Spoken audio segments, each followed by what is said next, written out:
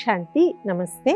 ETV life ఆధ్యాత్మిక channel మానస కార్యక్రమానికి స్వాగతం. విపత్తులు, ప్రమాదాలు వచ్చినప్పుడు మనం సహాయం కోసం పరిగెడుతూ ఉంటాం. మన ఇంట్లోనే ఎవరికైనా సడన్గా హార్ట్ అటాక్ రావచ్చు, లేదంటే సడన్గా యాక్సిడెంట్ అవ్వచ్చు రోడ్డు మీద, ఏదైనా వరదలు రావచ్చు, తుఫాన్లు, భూకంపాలు, ఇలాంటి పెద్ద పెద్ద సంఘటనలు జరుగుతూ ఉండొచ్చు. సో ఆ సమయంలో అందరం కూడా ఇమీడియట్గా మన వాళ్ళు ఎలా ఉన్నారు, అలాగే ఇంట్లో వాళ్ళకి ఎవరికైనా ఏమైనా ప్రాణ నష్టం జరిగిందా, అది ఫస్ట్ చూసుకుంటాం. ఓకే, అందరూ బాగున్నారు అన్న తర్వాత మనం ఏం చూసుకుంటాం, తర్వాత ఇంటి నష్టం చూసుకుంటాం. ఇంటికి ఏమన్నా అయ్యిందా, లేదంటే ఆస్తి నష్టం ఏమన్నా అయ్యిందా, ఇలాంటివి చూస్తూ ఉంటాం. సో ఇలాంటి విపత్తులు అనేటువంటివి వస్తూ ఉంటాయి. ఇలాంటి విపత్తుల సమయంలో ఆధ్యాత్మికత ఏ విధంగా మనకి సహాయపడుతుంది? ఎందుకంటే ఆ సమయంలో మనం కూర్చుని మెడిటేషన్ చేద్దాము, ఆ సమయంలో మనం సత్సంగానికి వెళ్దాము అంటే అలాంటివి ఆ టైంలో మనకి కుదరవు, రైట్? ఎందుకు, ఒక పక్క పరిస్థితి ఇదిగా ఉంది, నేను కూర్చుని నేను యోగం చేసుకుంటాను అంటే కప్పొచ్చి మన్నెత్తి మీదే పడవచ్చు, రైట్? సో ఆధ్యాత్మికత యొక్క ప్రాక్టీస్ అనేటువంటిది ఈ రకమైన పరిస్థితుల్లో ఏ విధంగా మనకి ఉపయోగపడుతుంది, రైట్? మొట్టమొదటిది, ఆధ్యాత్మికత ఆ సమయంలో మనల్ని సమయస్ఫూర్తిగా ఆలోచించే విధంగా చేస్తుంది. ఎందుకంటే ఆ సమయాల్లో అందరికన్నా సమయస్ఫూర్తి చాలా ముఖ్యమైనటువంటిది. ఫర్ ఎగ్జాంపుల్ భూకంపాలు అనేటువంటివి వచ్చాయనుకోండి, దానికి ముందే చెప్తారు ఏంటి, మనం రోడ్డు మీదకి వెళ్ళిపోయామనుకోండి, ఆ బిల్డింగ్ వచ్చి మన మీదే పడిపోయే అవకాశం అనేటువంటిది ఉంటుంది. కాబట్టి ఆ టైంలో కొన్ని సేఫ్టీ ప్రికాషన్స్ అనేటివి చెప్తారు. అలాగే వరదలు వచ్చినప్పుడు చెప్తారు. సో సమయస్ఫూర్తి అనేటువంటిది ఆ టైంలో చాలా చాలా ముఖ్యమైనటువంటి విషయం.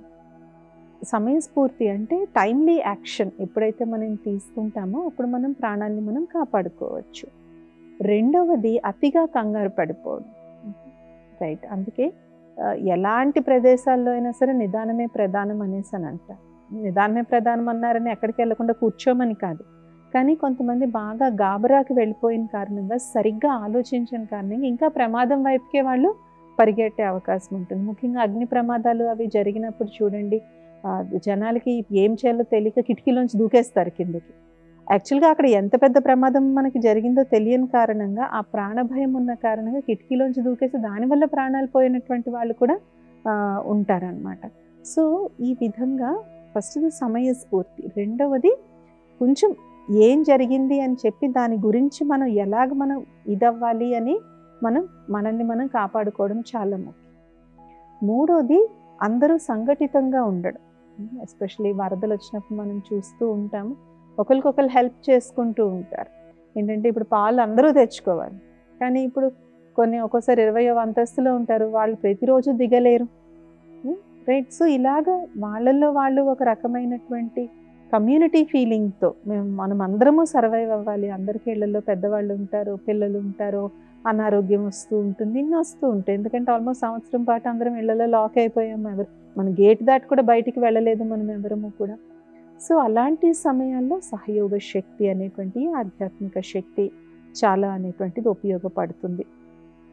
ఇంకొకటి, నాలుగవది, ఈ సమయంలో ఉపయోగపడే ఇంకొక ఆధ్యాత్మిక శక్తి దాతృత్వ గుణం. ఎందుకంటే అమ్మో నేను దాచేసుకోవాలి అని మనం అనుకున్నట్లయితే పాపం ఎవరో పక్కన చాలా ఇబ్బంది పడుతూ ఉన్నారు, ఆ సమయంలో ఇదంతా నాకే ఉండాలి, నేనే దాచుకోవాలి అని అనుకున్నట్లయితే మనకి తర్వాత అవసరమైనప్పుడు మనకి ఎవరిస్తారు? కచ్లో భూకంపం వచ్చినప్పుడు అక్కడ వాళ్ళు చెప్పడం జరిగిందనమాట. భూకంపం ఇప్పటికీ భారతదేశంలో లాతూర్ భూకంపం ఒకటి, కచ్ భూకంపం ఒకటి, వీటి గురించి ఇప్పటికీ చాలామంది ఇంకా కథలుగా చెప్పుకుంటారు. ఆ కచ్లో భూకంపం వచ్చినప్పుడు చెప్పడం జరిగింది ఏంటి అంటే, భూకంపం అయిపోయిన తర్వాత చుట్టుపక్కల గ్రామాల వాళ్ళు, అక్కడ వాళ్ళు ఎక్కువ రోటీ తింటారు కదా, సో రోటీలు 100 రోటీలు 200 రోటీలు ఇలా ప్యాక్ చేసి కవర్స్లో పెట్టి అక్కడ ఫ్రీగా అందరికీ కూడా ఇచ్చేటువంటి వారు అనమాట. అలాగే పాలు తెచ్చి ఇచ్చేటువంటి వారు అందరికీ. పాలు, పెరుగు, గుజరాత్ సైడ్ పాలు పెరుగు ఎక్కువ తీసుకుంటారు వాళ్ళు. పాలు తేవడం, పెరుగు తేవడం, అలాగే పచ్చళ్ళు తెచ్చి ఇవ్వడం, అలాగే రోటీలు అయితే 100 రోటీలు, ఒక్కొక్క ఫ్యామిలీ 100 రోటీలు చేసి తీసుకుని వచ్చింది. సో ఇలాంటి దాతృత్వ గుణం. అందుకనే ఆధ్యాత్మిక విషయంలో దాతృత్వానికి ఎందుకు ఇంత మంచి పెద్దపీట వేస్తారు అంటే, పక్క వాళ్ళకు అవసరమైనప్పుడు ఎప్పుడైతే మనం దాతృత్వంతో మనం ముందు చూపుతో వెళ్తామో ఆ సమయంలో మనం చేసినటువంటి సహాయం మనకి అవసరమైనప్పుడు మనకి తప్పకుండా అది లభిస్తుంది. ఎందుకు అంతమంది యొక్క ఆశీర్వాదాలు మనకి లభిస్తాయి. వాళ్ళందరూ హృదయపూర్వకంగా మనల్ని దీవిస్తారు. మీ వల్ల మేము గట్టెక్కాము, మీ వల్ల మేము బయటపడ్డాము అని చెప్పేసి అనమాట. సో ఇది 4వ గుణం. 5వ ఆధ్యాత్మిక గుణం ఆ సమయంలో ఉండవలసింది సాహసం. సాహసం అంటే ఫీట్స్ చేయమని కాదు. కొంచెం మరీ భయపడిపోయి బెంబేలెత్తిపోతే ఆ భయం వల్ల చాలామంది ప్రాణాలు కోల్పోతారన్నమాట. ఎందుకంటే మనం కరోనా సమయంలో కూడా చూసాము. యాక్చువల్‌గా ప్రాక్టికల్‌గా ఒక కేస్ జరిగిందన్నమాట. ఒక వ్యక్తి వచ్చారు. వాళ్ళ మదర్ కొంచెం పెద్ద ఆవిడ 70+ ఇయర్స్ పెద్ద ఆవిడ. మా మదర్ చనిపోయారండి కరోనాలో. అంటే అయ్యో పాపం ఆవిడ కోవిడ్ వచ్చిందంటే ఆ అబ్బాయి అదే చెప్పారనమాట. యాక్చువల్‌గా ఆమెకు కోవిడ్ కూడా రాలేదండి. జస్ట్ ముందు రోజు ఏదో తాగిందో ఏదో అయ్యి జలుబు చేసిందంతే. కానీ తను ఎంత భయం పెట్టేసుకుందంటే మమ్మల్ని అందరినీ సోషల్ డిస్టెన్స్ చేసేసి తను చాలా భయపడిపోయి ఇంకా నాకు పని అయిపోయింది అని ఆ భయం వల్ల ఆవిడకి పాపం బీపీ అవి ఉంటే బీపీ అవి షూట్ అయిపోయి హార్ట్ అటాక్ వచ్చి ఆవిడ చనిపోయారు. ఇన్ఫ్యాక్ట్ చాలామంది డాక్టర్స్ కూడా ఈ విషయం చెప్పారనమాట. మీరు సోషల్ డిస్టెన్సింగ్ పాటించి ఇంట్లో ఉంటే సరిపోతుంది.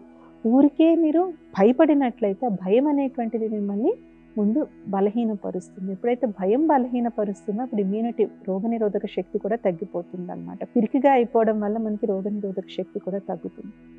కాబట్టి ఆ సమయంలో ప్రతి ఒక్కరు కూడా సాహసం అనేటువంటిది చూపెట్టారు. ఇంకొకటి మనోనిబ్బరం.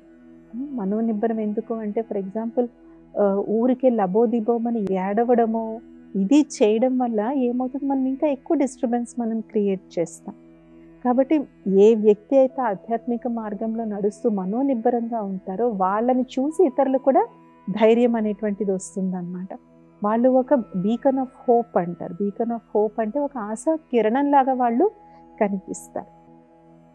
బ్రహ్మ బాబా ఎప్పుడూ కూడా చెప్పేవారనమాట, మీరు ఎక్కడైనా సరే ప్రమాదం జరిగింది అని తెలిసి అది మీకు అవ్వకపోవచ్చు, ఏదో దాని గురించి సమాచారం వినడం లేదంటే కేవలం అయ్యో ఇలా జరిగిందా అని అందరిలాగా మీరు చర్చించుకోవడం కాదు. మీరు ఆధ్యాత్మిక మార్గంలో ఉన్నారు, యోగశక్తి నిండి ఉన్నటువంటి వారు కాబట్టి మీరు వాళ్ళకి పాజిటివ్ వైబ్రేషన్స్ని పంపించండి, మీరు వాళ్ళకి పీస్ఫుల్ వైబ్రేషన్స్ని పంపించండి, పవర్ఫుల్ వైబ్రేషన్స్ని పంపించండి అని.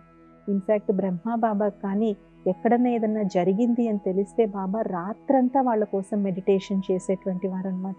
వాళ్ళకి బాగుండాలి అని, ఎవరికన్నా సర్జరీ అయిందనో లేదంటే ఎక్కడన్నా ఏదైనా భూకంపం వచ్చింది, ఏదో యుద్ధం జరుగుతుంది అంటే ఇప్పటికీ కూడా ఏదైతే ఆధ్యాత్మిక మురళి అని ఏదైతే చదువుతూ ఉంటామో రోజు బ్రహ్మకుమారిస్లో భగవంతుని మహావాక్యాలు, అందులో ఆల్మోస్ట్ రోజు విడిచి రోజు వస్తుంది. మీరు ఆధ్యాత్మిక మార్గంలో ఉన్నారు, మీరు విన్నారు ఎక్కడో వరదొచ్చిందనో ఎక్కడో భూకంపం వచ్చిందనో, మీరు ఏం చేస్తారు? అందరిలాగా మీరు న్యూస్ వింటారా? న్యూస్ విని అయ్యో ఇలా జరిగింది అని అనుకుంటారా? భలే మీరు అన్ని రకాల దానాలు చెయ్యండి, కానీ మీరు మాత్రమే చేయగలిగినటువంటి ఒక దానం ఏంటి? యోగం power, the power of yoga. ఎవరైతే మంచి యోగి తపస్వి ఆత్మలు ఎవరైతే ఉంటారో వారి తాలూకా వైబ్రేషన్స్ దూరానికి కూడా చేరుతాయి. వారి తాలూకా థాట్ ఏదైతే ఉందో అది ఎవరికి వెళ్ళి టచ్ అవ్వాలో వాళ్ళకి అది వెళ్ళి కరెక్ట్గా టచ్ అవుతుంది. కాబట్టి ఎవరైతే ఆధ్యాత్మిక మార్గంలో ఉన్నారో, రోజు మెడిటేషన్ ఎవరైతే చేస్తారో, చూడండి ఇది ఎలా పనిచేస్తుంది అని మీకు అనుమానం రావచ్చు. మనం మొక్కుకుంటాం, అంటామా లేదా? పలానా దేవికి మొక్కుకున్నప్పుడు మా మొక్కు తీరింది, మేము అనుకున్న కష్టం కడతేరింది అని అంటాం కదా. ఎందుకు మనకు ఆ దేవి మీద అంత విశ్వాసం? వెంకటేశ్వర స్వామి అవ్వచ్చు, రాముడు అవ్వచ్చు, కృష్ణుడు అవ్వచ్చు, అమ్మవారు అవ్వచ్చు, దేవి అవ్వచ్చు. ఆ విశ్వాసం అనేటువంటిది ఏదైతే ఉందో దానికి ఎప్పుడైతే భగవంతుని యొక్క శక్తి తోడవుతుందో, దైవశక్తి తోడవుతుందో అక్కడ ఆ కార్యం సంపన్నం అవుతుంది. అదే విధంగా మనం ఎవరికన్నా బాగోపోతే మనం ఏం చేస్తాం? మనం వాళ్ళ కోసం ప్రార్థన చేస్తూ ఉంటాం, పూజలు పునస్కారాలు చేయిస్తాం, హోమాలు చేయిస్తూ ఉంటాము. ఈ పలానా అనారోగ్యం ఉంటే పలానా శాంతి హోమం చేయించండి, ఆయుష్ హోమం చేయించండి అని అంటాం. ఎలా పనిచేస్తున్నాయి అవన్నీ? అంటారు కదా, రుద్రాభిషేకం చేయించండి, యజ్ఞం చేయించండి అని అంటూ ఉంటారు. చాలా ప్రభుత్వాలు కూడా వర్షాలు పడకపోతే యజ్ఞాలు హోమాలు చేయిస్తూ ఉంటారు. ఎలా పనిచేస్తున్నాయి అవన్నీ? అది మనం స్థూలంగా అక్కడ యజ్ఞం చూస్తూ ఉన్నాం, కానీ ఆ మంత్రోచ్చారణ వల్ల వచ్చేటువంటి వైబ్రేషన్స్ ఏవైతే ఉన్నాయో, ఆ పాజిటివ్ వైబ్రేషన్స్ ఏవైతే ఉన్నాయో, పైగా యజ్ఞంలోనూ హోమంలోనూ కూర్చున్న వాళ్ళందరూ కూడా ఏంటి, ఒకే థాట్తో కూర్చుంటారు. మా ఈ కష్టం పోవాలని, మాకు ఆరోగ్యం బాగవ్వాలని. ఆ పాజిటివ్ ఎనర్జీ ఏదైతే ఉందో దానికి ఆ యజ్ఞ బలం, ఆ హోమ బలం జత అవ్వడం వల్ల వాళ్ళకి ఆ కష్టం నుంచి వాళ్ళు బయటపడుతూ ఉంటారు. సో మెడిటేషన్లో కూడా ఎప్పుడైతే మనం చాలా పవర్ఫుల్ మెడిటేటివ్ స్టేట్లో మనం కూర్చున్నప్పుడు ఎవరి గురించి అయితే మనం మెడిటేషన్ చేస్తున్నామో వాళ్ళకి తెలియకుండానే ఆ మెడిటేషన్ యొక్క వైబ్రేషన్స్ వాళ్ళకి వెళ్తాయి. దీన్నే అంటాము మనసా సేవ అని. ఇది మెడిటేషన్లో ఉన్నతమైనటువంటి శ్రేణిలో ఉన్నటువంటి వాళ్ళు చేయగలిగేటువంటి అద్భుతమైన సేవ. ఇక్కడ మాటలతో పని లేదు, ధనంతో పని లేదు, అక్కడికి వెళ్ళాల్సిన అవసరం కూడా లేదు. మనం అన్ని చోట్లకి వెళ్ళలేము, అన్ని చోట్లకి వెళ్ళి స్థూలంగా అయితే మనం సేవ చేయలేము 100% అది. కానీ మనసా సేవ మనం ఎక్కడ కూర్చున్నా కూడా మనం చేయగలం. మనసా సేవ చేయడానికి పరమాత్మని యొక్క శక్తి తీసుకుని ఆ శక్తిని మనం ఎవరైతే దుఃఖంలో ఉన్నారో, ప్రమాదంలో ఉన్నారో, విపత్తులో ఉన్నారో వారికి ఎప్పుడైతే మనం ఆ వైబ్రేషన్స్ పంపిస్తామో ప్రమాదాల సమయంలో, విపత్తు సమయంలో వాళ్ళకి అది తెలియకుండా ఎవరి మనసుకి అది టచ్ అవ్వాలో వాళ్ళ మనసుకి అది టచ్ అవుతుంది. చూడండి, చాలా దురదృష్టకరమైన సంఘటనలు చూస్తుంటాం. ఒకసారి చిన్నపిల్లలు చాలా ప్రమాదంలో పడతారు. కానీ వాళ్ళు ఎంత ధైర్యం చూపిస్తారు. 12 ఏళ్ళు 13 ఏళ్ళ పిల్లలు. మనం పేపర్లో కూడా చూస్తూ ఉంటాం. ఒక అక్క తన 3 తమ్ముళ్ళని కాపాడింది అని చెప్పేసి, లేదంటే ఒక బాబు తన సిబ్లింగ్స్ని కాపాడింది. ఎక్కడి నుంచి వస్తుంది ఆ పిల్లలకి ఆ శక్తి? కాబట్టి ఎప్పుడైతే మనం మెడిటేషన్ చేస్తామో మనకి ఎవరో వాళ్ళు తెలియాల్సిన అవసరం లేదు. కానీ భగవంతుడు అన్నీ చూస్తున్నాడు. మనం కేవలం ఒక మాధ్యమం కింద పనిచేస్తుంది. We are just transmitters. Radio signal ఎక్కడో ఉంటుంది, టవర్ ఎక్కడో ఉంటుంది, కానీ యాంటీనాలు అన్ని చోట్ల పెడతారు. రైట్? ఆ యాంటీనా అక్కడ ఉండడం వల్ల యాంటీనాకి దగ్గరలో ఉన్నటువంటి ఏరియాస్కి పవర్ అనేటువంటిది వస్తుంది, సిగ్నల్ అనేది వస్తుంది, రేడియో సిగ్నల్లో, టీవీ సిగ్నల్లో, వాట్ ఎవర్ ఇట్ ఈస్. అదేవిధంగా భగవంతుడు సుప్రీం సోర్స్. అది మన గొప్పతనం కాదు. కానీ ఎప్పుడైతే మన బుద్ధి యోగం ఆయనతో కనెక్ట్ అయి ఉంటుందో మనం యాంటీనా లాగా పనిచేస్తాం. కాబట్టి ఎవరి బుద్ధి అయితే చాలా పవిత్రంగా ఉంటుందో, ఎవరి మనసు అయితే చాలా స్వచ్ఛంగా ఉంటుందో, ఎవరైతే దీర్ఘకాలికమైనటువంటి యోగా సాధన చేస్తూ ఉంటారో వారు చేయవలసినటువంటి మొట్టమొదటి నెంబర్ 1 సేవయే ఈ మనసా సేవ. దీన్నే మనం అంటాము సకాష్, అంటే శక్తి మరియు ప్రకాశము, లైట్ అండ్ పవర్. ఎందుకంటే లైట్ అంటే ఇక్కడ ఫిజికల్ లైట్ అని కాదు, వాళ్ళకి ఒక దారి చూపెట్టడం. ఏం చెయ్యాలో తెలియనటువంటి వాళ్ళకి ఒక దారి చూపెట్టడం అంటే వాళ్ళని వెలుగులోకి తీసుకురావడం, అలాగే వాళ్ళకి శక్తినివ్వడం. ఈ శక్తి మరియు ప్రకాశము కలిసినటువంటి పదమే సకాష్ ఇవ్వడం. ఇది తపస్సులో చాలా అత్యున్నతమైనటువంటి శక్తి, చాలా అద్భుతమైనటువంటి ఈ సేవ. కాబట్టి ఎవరైతే ఆధ్యాత్మిక మార్గంలో ఉన్నారో వాళ్ళు ఓకే, వాళ్ళ దగ్గర బోలెడు డబ్బు లేకపోవచ్చు, వెళ్ళి బోల్డన్ని డబ్బులు ఇవ్వలేకపోవచ్చు, వస్తువులు ఇవ్వలేకపోవచ్చు, ఇవన్నీ ఇవ్వలేకపోవచ్చు. కానీ ఈ సేవ వీళ్ళు తప్ప ఇంకెవరూ కూడా చేయరు. స్పిరిచువల్ మార్గంలో నడిచేటువంటి వారు ఏ స్పిరిచువల్ మార్గమైనా పర్వాలేదు, ఏదో బ్రహ్మకుమారీస్లో ఒక్కటే ఉండాలని కాదు.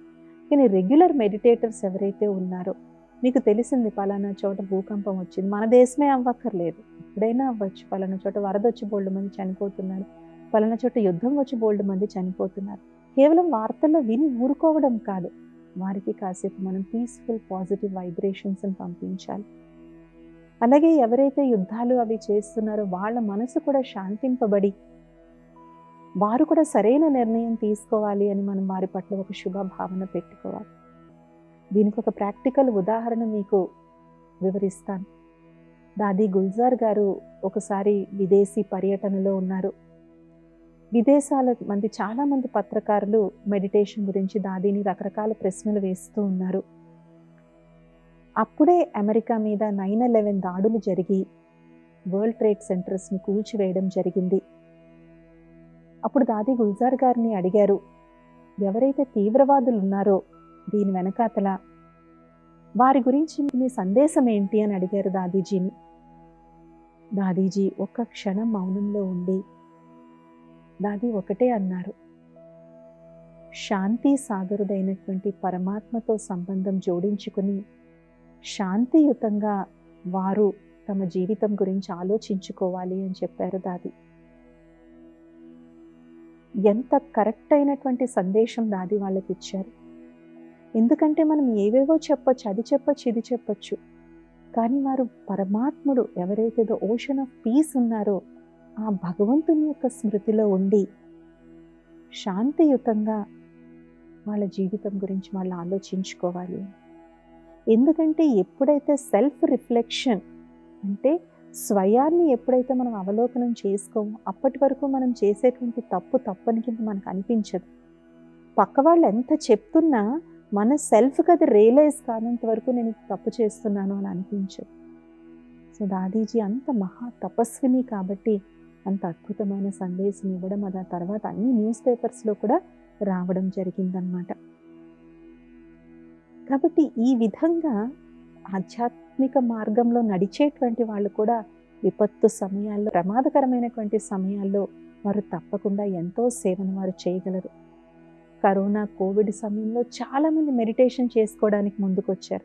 మేము మెడిటేషన్ నేర్చుకుంటామన్నారు. ఎందుకు? ఆ సమయంలో బోలెడు నెగిటివ్ థాట్స్ వస్తాయి. నెగిటివ్ థాట్స్ మనం కంట్రోల్ చేసుకోలేకపోతాం. అమ్మో ఇదైపోతుందేమో, అదైపోతుందేమో, అలా అయిపోతుందేమో, ఇలా అయిపోతుందేమో అని చెప్పేసేసి. అదే కరోనా సమయంలో ఒక సిస్టర్కి చాలా చిన్న వయసు అమ్మాయిది, ఆ అమ్మాయికి కరోనా వచ్చింది. ఆ అమ్మాయికి కేర్ తీసుకుంటూ ఆ అమ్మాయికి తగ్గిపోయింది. కానీ హస్బెండ్కి ఫుల్ హైగా వచ్చేసి 1 వీక్లో ఆయన దేహత్యాగం చేశారు. ఆమెకి 2 ఆడపిల్లలు, ఆమెకు ఉద్యోగం లేదు. ఎలా అనిపిస్తుంది? దిక్కుతోచిన పరిస్థితి కింద అనిపిస్తుంది. కానీ తర్వాత ఆమె తన అనుభవాన్ని షేర్ చేసుకున్నారు. కొన్నాళ్ళు నేను చాలా బాధపడ్డాను, చాలా అగమ్యగోచరంగా నేను చాలా నిందించుకున్నాను, భగవంతుణ్ణి అందరినీ నిందించుకున్నాను. కానీ నేను మెల్లమెల్లగా యోగా సాధన మొదలుపెట్టాను, ధ్యానం మొదలుపెట్టాను. ఎంతెంతైతే నేను ధ్యానంలో మొట్టమొదటిసారిగా నా మనసు కుదుట పడింది, నా మనసు స్థిరపడింది, ప్రశ్నలు ఆపేసి నేను సమాధానాలు, ఇప్పుడు నా పిల్లల కోసం నేను ఏం చేయాలి, వీళ్ళ ఫ్యూచర్ కోసం నేను ఏం చేయాలి అని అప్పటి వరకు కంప్లైంట్ మోడ్లో ఉన్నటువంటి నేను సొల్యూషన్ మోడ్లోకి వెళ్ళాను. అప్పటి వరకు నేను ఫిర్యాదుల మోడ్లో ఉన్నాను, కంప్లైంట్ మోడ్లో ఉన్నాను. కానీ ఇప్పుడు నేను నివారణ, సమాధాన పరిస్థితిలోకి వచ్చాను. సరే, నేను ఒక ఉద్యోగం సంపాదించుకోవాలి, నా పిల్లల్ని నేను బాగా చదివించుకోవాలి అని ఆమె తన తల్లిదండ్రుల నుంచి, అత్తమామల నుంచి సపోర్ట్ తీసుకుని నిలదొక్కుని పిల్లలిద్దరికీ ఇచ్చేసి మంచి ఉద్యోగం సంపాదించుకుని ముందుకు వెళ్ళగలిగాను. అప్పుడు చెప్పారు, ఇప్పుడు నా జీవితంలో మెడిటేషన్ అనేటువంటిది నాకు తిండి కన్నా ముఖ్యంగా ఉంది. ఇప్పుడు 7 days 21 days నేను అలాగా డేకి 1 hour నేను మెడిటేషన్ చేయాలని నేను పెట్టుకుంటాను. ఆ మెడిటేషన్ అనేటువంటిది నా మనసులో ఉన్నటువంటి అగాధాన్ని అది తీర్చింది. ఇలాంటి ఎంతోమంది యొక్క ఉదాహరణలు మనం చూస్తూ ఉంటాం. కాబట్టి విపత్తుకర సమయంలో చాలామంది అనుకుంటారు, ఈ వేదాంతం ఏం పనికొస్తుంది, ఇదంతా ఏం పనికొస్తుంది అని చెప్పేసి. కరెక్టే, ఆ సమయంలో దాన్ని ఆచరించడం ఎవరికీ సాధ్యం కాదు, చేయాలన్నా సరే మనసు దాని వైపు వెళ్ళదు. కానీ ముందు నుంచి ఎప్పుడైతే మనం ఈ సాధన చేస్తామో అప్పుడు అలాంటి విపత్తులు వచ్చినప్పుడు, అలాంటి ప్రమాదాలు వచ్చినప్పుడు మనము నిలబడగలుగుతాము. మనకే కాదు, మనం ఇంకొక 10 మందికి కూడా మనం సహాయం. కాబట్టి అలాంటి విపత్తులు వచ్చినప్పుడు, అలాంటి ప్రమాదాలు వచ్చినప్పుడు ముందు నుంచి మనం ఏదైతే సాధన చేస్తామో ఆ సాధన అనేటువంటిది కేవలం మన కోసమే కాదు, ఇతరులకు కూడా అది ఎంతో ఉపయోగపడుతుందన్నమాట. ఎందుకంటే చాలామంది అడుగుతారు, ఆధ్యాత్మిక మార్గంలో మీరున్నారు, మీ వల్ల సమాజానికి ఏంటి ఉపయోగం అని అడుగుతారు. చూడండి, సమాజ సేవ చేసేవాళ్ళు చేసే పని అందరికీ చాలా ఈజీగా కనిపిస్తుంది. వీళ్ళు ఇంత దానం ఇచ్చారు, వీళ్ళని కోట్లు ఇచ్చారనో, లేదంటే వీళ్ళని దుప్పట్లు ఇచ్చారనో, ఇన్ని బకెట్లు ఇచ్చారనో, ఇదంతా ఫిజికల్గా కనిపిస్తుంది కాబట్టి ప్రశ్నలు రావు. కానీ ఆధ్యాత్మికవేత్తలు చేసేటువంటి సహాయం ఈజీగా బయటికి కనిపించదు. కానీ సూక్ష్మంగా వాళ్ళు తెర వెనక ఉండి చేసేటువంటి మనసా సేవ, సూక్ష్మ సేవ ఏదైతే ఉందో ఈ ప్రకంపనాలు విశ్వమంతా కూడా వ్యాపిస్తూ ఉంటాయన్నమాట. అలాగే మనందరికీ కూడా ఇప్పుడు పొంచి ఉన్నటువంటి నెక్స్ట్ పెద్ద ప్రమాదం ఏంటి? వాతావరణ మార్పు, క్లైమేట్ చేంజ్ కారణంగానే ఇన్ని ప్రకృతి వైపరీత్యాలు కూడా మనం చూస్తూ ఉన్నాం. ఎందుకు వరదలు వస్తే ఇంత భయంకరంగా వరదలు వస్తున్నాయి? సిటీస్ మునిగిపోయేలాగా వరదలు ఎందుకు వస్తున్నాయి? నీటి మట్టం రైజ్ అయిన కారణంగా. నీటి మట్టం ఎందుకు రైజ్ అవుతుంది? టెంపరేచర్ రైజ్ అయిన కారణంగా. టెంపరేచర్ రైజ్ అవ్వడమే పెద్ద క్లైమేట్ చేంజ్. దానివల్ల నీటి మట్టం రైజ్ అయింది. నీటి మట్టం రైజ్ అయిన కారణంగా చిన్న వర్షం వచ్చినా సరే వాటర్ అంతా ఎక్కడికి వచ్చేస్తుంది? సిటీస్లోకి వచ్చేసింది. సో సముద్రంలో ఉండాల్సిన నీరు నగరాల్లోకి వస్తే నగరాలన్నీ మునిగిపోవా? కాబట్టి క్లైమేట్ చేంజ్ దీనికి నేను ఏ విధంగా నేను కాంట్రిబ్యూట్ చేస్తున్నాను. అందుకని అన్ని ఆధ్యాత్మిక సంస్థలు కూడా పర్యావరణ మార్పు గురించి ఎన్నో టెక్నాలజీస్ని, ఎన్నో మార్పుల్ని చేస్తూ ఉన్నాయి. అలాగే మన వంతు సాయం కూడా మన పర్యావరణాన్ని, ప్రకృతిని ఎలా కాపాడుకోవాలని కూడా మనం కూడా ఆలోచించాలి. ఎందుకంటే ఈ పర్యావరణం మన మీద తిరగబడింది అనుకోండి, మనిషి ఎందుకు పనికిరాడు. చూడండి, సునామీ వచ్చింది, కేవలం సముద్రం అలే అనుకున్నాం, కానీ ఆ సునామీ గురి ప్రభావం ఇప్పటికీ ఉంది. కొన్ని ద్వీపాలు కంప్లీట్గా సముద్రంలోకి వెళ్ళిపోయి ప్రపంచం తాలూకు మ్యాప్ మారిపోయింది ఆ సునామీ వల్ల. కొన్ని ఖండాలు ఏమయ్యాయో తెలియదు, కొన్ని నగరాల్లో మనుషులు ఏమయ్యారో తెలియదు, అన్నీ కూడా నీటిమయమైపోయింది. రైట్? సో ఇలాంటి పర్యావరణ మార్పు కూడా ఎప్పుడైతే మనిషిలో ఉన్నటువంటి స్వార్థం ఎప్పటి వరకు అయితే కంట్రోల్లోకి రాదో, క్లైమేట్ చేంజ్ కూడా కంట్రోల్లోకి రాదు. సో విపత్తుల సమయం, ప్రమాదాలు, భయంకరమైనటువంటి ప్రమాదాల సమయంలో అందరూ ప్రభుత్వ సహాయం అడుగుతారు, స్వచ్ఛంద సేవా సంస్థల సహాయాలు అడుగుతారు. ఇవన్నీ మంచివే, ఉండాలి, చెయ్యాలి కూడా. కానీ ఆధ్యాత్మిక శక్తి, ఆధ్యాత్మిక పవర్ ఏదైతే ఉందో, ఇది ఆ సమయంలో మనిషి యొక్క మనోస్థితిని స్థిరంగా నిలకడగా ఉంచడం వల్ల ఆ విపత్తు నుంచి మనం సురక్షితంగా మనల్ని కాపాడుకుంటాము, మన వాళ్ళని కూడా కాపాడుకుంటాం. ఇది ఇవాల్టి మానస. వచ్చే మానసాలు ఇంకొన్ని అంశాలతో కలుద్దాం. ఓం శాంతి. నమస్తే.